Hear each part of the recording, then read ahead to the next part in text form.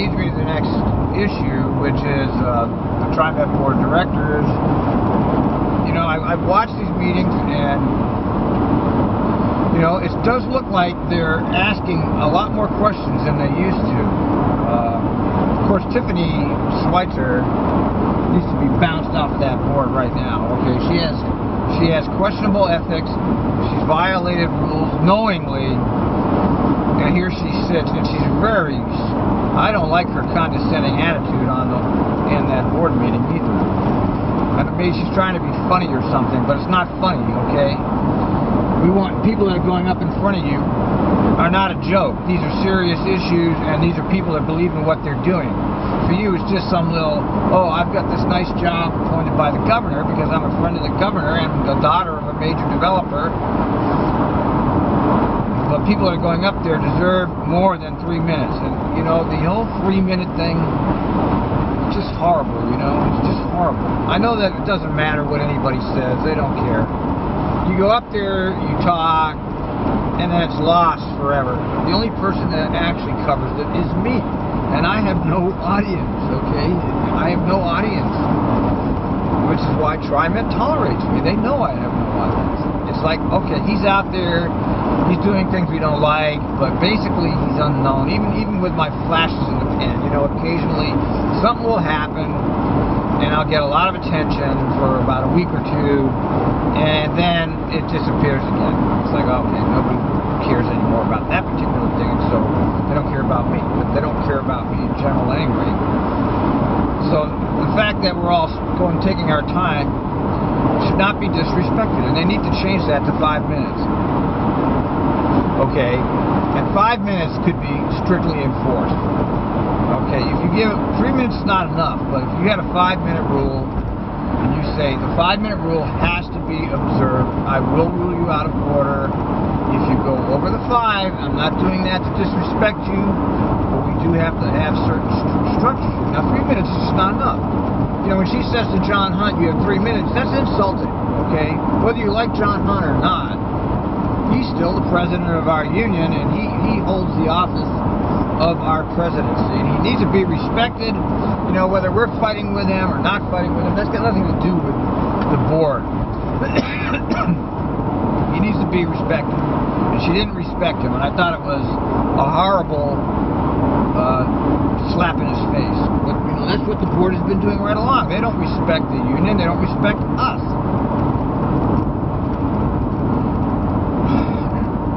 Anyway, it's nice to see they're asking more questions, but guess what? It appears that the main antagonist, Lynn Learback, is being replaced by some black businessman. And that's very, very bad news. Not that, you know, let me make one more comment in regards to these board meetings. Even when there's an issue and the director, the general manager actually addresses it, and will make a comment like, well, we'll look into that and get back to you. They don't look into it and get back to anybody. They don't get back to the board. They don't get back to the person who's testifying. They don't do it. There's no follow-through. There's no goddamn follow-through. For example, when me and Steve and Alan and Jeff went up there and testified, well, Rick Van Breveren, who I guess is also gone now, said to Neil, well, we want to get some information about how they're scheduling. And Neil looked at him and said, okay, I'll get some information. Well, was there any information at this next board meeting? No! There was no more information. So there's no fucking follow-through on anything that the public brings up.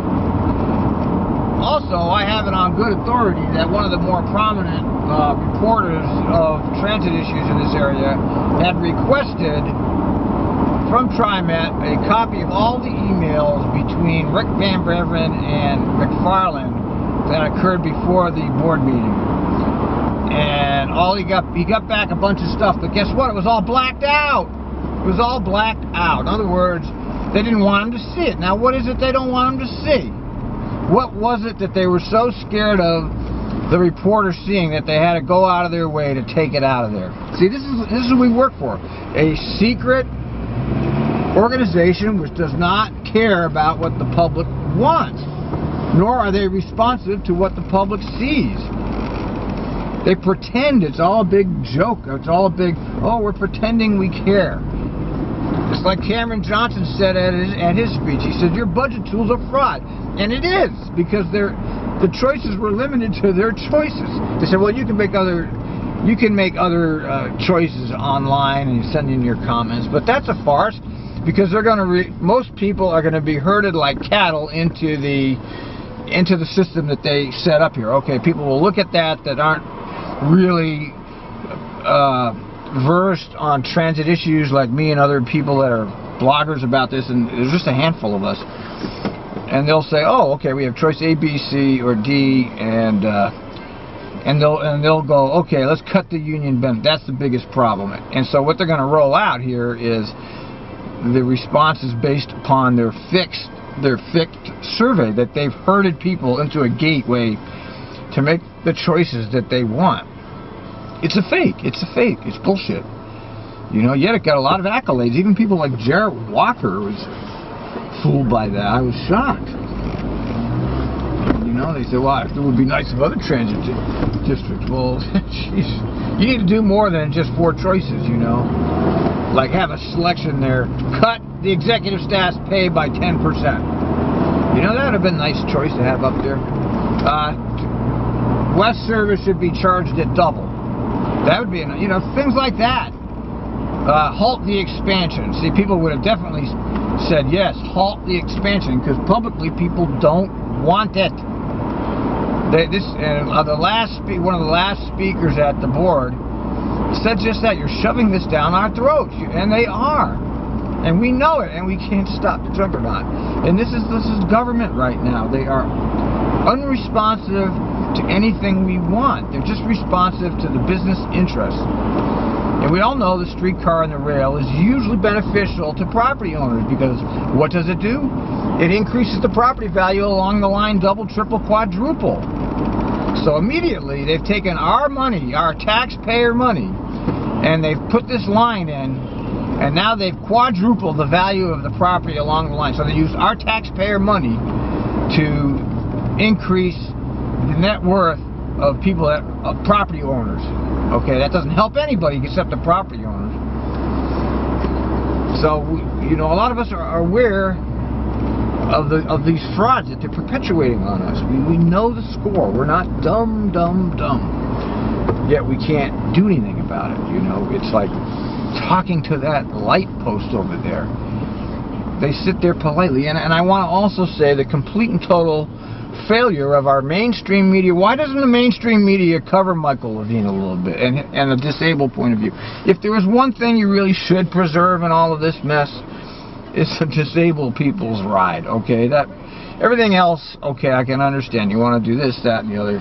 I agree with it, because I think that Trimet is a bloated, wasteful bureaucracy that should be really looked at very closely from outside auditors.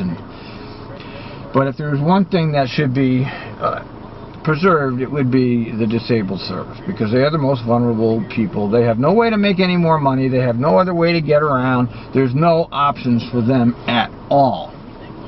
Okay, so increasing their I know they're getting a good value. Maybe they can figure out some way to. There was a speaker that appeared before the board. I forgot what organization he wanted to be a volunteer in one of those organizations that helps disabled get where they're going, and so he signed up for it. He got approved for it, and then he never got called. He never got called to help anybody with a ride anywhere. And he got up there and said, well, what the hell's going on? Here I am, a volunteer. I want to help get people where they need to go. I know that this organization is getting all of this federal funding via Trimet, and yet they don't call me to give a ride to anybody. Why? And Neil then goes on to say, well,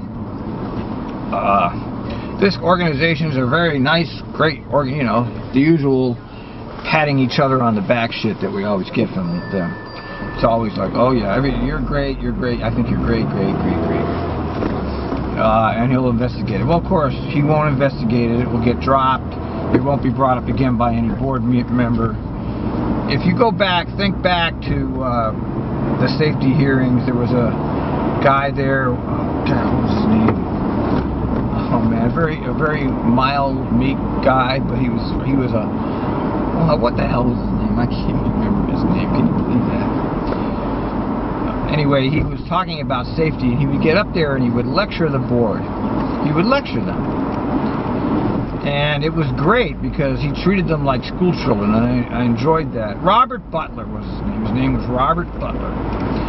And he would talk to them about an issue, and he would say, I'm going to be back next month to see if you have the answer. And they don't have the answer because nobody ever followed up on it. Nobody cared to actually give him an answer. He was not provided with any follow. It's just typical for Trimet. They don't follow up anything. The board meetings are this little showcase. That's like, let's have a little show, you know. We'll have this little show for the public because it's in the law that we have to have this show. But there's no meaning to it because everything is scripted before we actually do the meeting. It's, you know, there's no originality at this meeting. It's all scripted, and then we just have the show, and then we go about our business, you know. Anyway, Robert Butler always tried to get some continuity of response from the Trimet people, and there never was. He never got any, and he's just disappeared into the limelight. Now we don't see Darla Sturdy and David Sale around anymore, and you know why, right? Because that was why what's his name hired that multi-million dollar, well, not multi-million, that $155,000 a year executive was hired by McFarlane so that he wouldn't have to deal with them. He wouldn't have to deal with Darla Sturdy and David Sale. And that was the reason he hired him. And so that you don't see them around anymore. It cost McFarlane $155,000 to get rid of Darla Sturdy and David Sale. And okay, I got a lot more to say, but I've run out of time on today's. All right.